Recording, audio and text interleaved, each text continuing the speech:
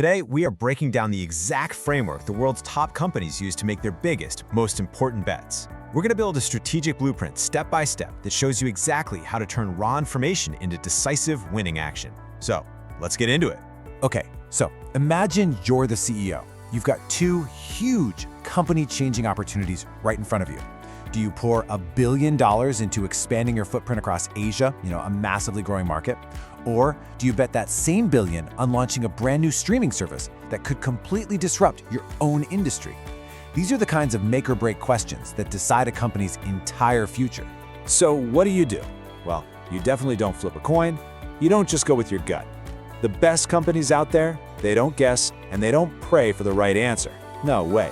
They use a structured, disciplined process to turn this mountain of data and all these opinions into a clear, objective choice. And this right here is that process. It's a proven 3-stage framework, and it's going to be our roadmap for this explainer. First, we'll start by gathering all the intel in the input stage. Then, we get creative and generate options in the matching stage. And finally, we make the tough call in the decision stage. Honestly, this is the journey every great strategy takes. All right, let's dive into stage 1, gathering the intel. I want you to think of it like an architect who's surveying a building site. Before you can even think about a blueprint, you have to understand the ground you're building on, and you need to take a really detailed inventory of all your materials. The input stage is really all about one thing: getting a clear, honest picture. It means you have to take a brutally honest look at your company's internal reality. What are your true strengths and weaknesses? And at the same time, you've got to be scanning the external environment. What are the real opportunities and threats out there? This assessment, this is the bedrock for every single choice you're going to make later on. Okay, on to stage 2, which I like to call the strategy sketchpad. This is where we get to be creative. It's the generative phase, where we start drawing up all these potential blueprints. The whole goal here is to start matching up your company's reality with the reality of the world outside. Now, one of the most classic and frankly effective tools for this is the good old SWOT analysis. It's a simple idea, but it has some really profound implications.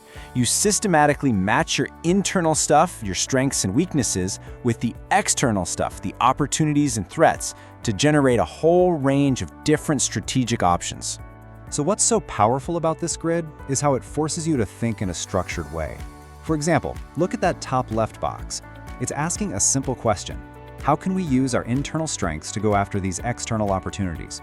We call these the SO, or go for it, strategies. But then look at the bottom right box. It asks the opposite. How do we play defense? How do we minimize our weaknesses to avoid the threats? By filling out all 4 of these boxes, you end up with a really rich list of potential moves. Now, SWOT analysis is perfect for a single business. But what if you're a massive company, like a Disney or a Nestle, and you're juggling a whole portfolio of different businesses? Then the key challenge becomes figuring out where to put your money. And for that, you need a different kind of sketchpad altogether. And that's where the Boston Consulting Group, or BCG Matrix, comes in. It is brilliant. It plots each of your business units on 2 really insightful axes. So, on the horizontal axis, you've got relative market share. Basically, how strong are we compared to our biggest competitor? And then on the vertical axis, you've got industry growth rate. Just how fast is this whole market growing? And this just brilliantly illustrates the strategic moves you need to make. See, if you have high market share in a high growth market, you've got a star, and you need to invest heavily to feed it. If you have high share but in a slow growth market, that's a cash cow, and you can milk those profits to fund your stars. This matrix gives you a super clear, visual guide for how to manage a really complex portfolio. Okay, so we've done our homework in stage 1. We've sketched out a bunch of options in stage 2. Now for the hardest part. Stage 3, making the final call. It is time to go from a list of possibilities to a single, committed plan of action. So how do you pick the best blueprint without letting office politics or personal bias take over? Well, strategists use a tool called the Quantitative Strategic Planning Matrix, or QSPM. Just think of it like a scorecard. It uses all that great intel from stage 1 to objectively rate every single one of those options we just sketched out in stage 2.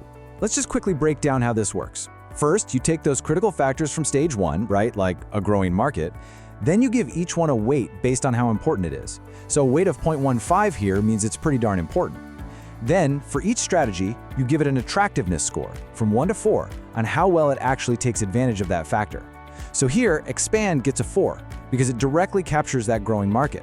But new product, a little less certain, so it only gets a 2. You do that simple math, weight times score, for every single factor on your list.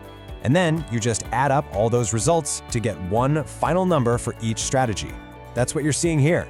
The highest score isn't just a gut feeling, it is the winner of a rigorous, data-driven tournament.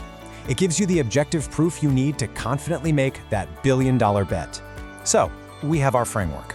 It's clean, it's analytical, it's really powerful. But, and this is a big but, even the most brilliant blueprint is still just a piece of paper. To turn it into reality, you need one final, absolutely essential element. And that element is people, culture. As this quote says so well, any major strategic shift lives or dies based on the organization's culture. You can't just change the strategy on paper, you often have to change the culture to actually support it. You know, at the end of the day, a strategy isn't executed by a matrix or a framework. It's executed by people. The internal politics, the shared beliefs, the simple human commitment of the team, that is what actually turns a plan on a slide into a victory in the real world. That beautiful blueprint is totally useless if the builders don't believe in it. And that brings us to a final thought. This entire framework, input, matching, decision, it doesn't just apply to billion-dollar companies. You can use this exact same logic to design the blueprint for your own career. So what are your strengths and weaknesses? What are the opportunities and threats in your industry? What is your next strategic move?